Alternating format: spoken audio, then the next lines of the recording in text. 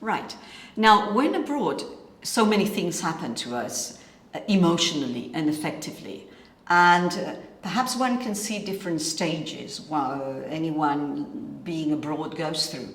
There's the first initial stage, which is difficult because perhaps the language in particular, and practical issues.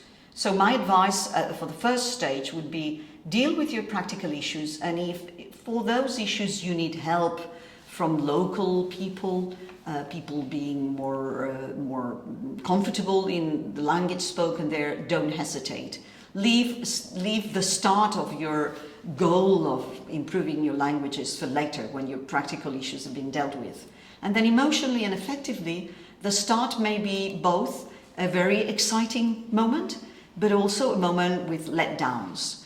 And I would advise there to keep in touch with home, but also to start building a community of people that are abroad, and perhaps some people from your own country that give you support. Spend time with them and talk to them about these issues. Now, halfway through, one may be a bit nostalgic and start being homesick.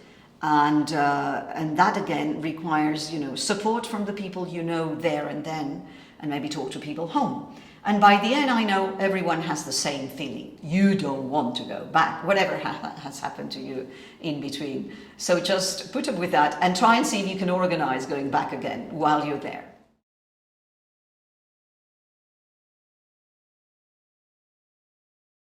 Okay, culture shock is a bit of a dramatic term, perhaps. Culture is the issue which we must take into account.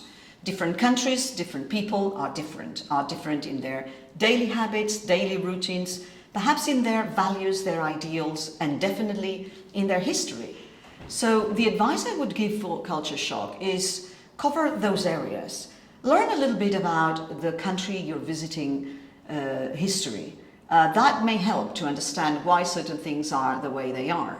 Also learn how that country related to your own country in the past. So all of that is in relation to history. Then learn about that country's culture. Talk to people and perhaps read about it. Anything that is about the country's values and ideals. Just try and be informed. So information is crucial.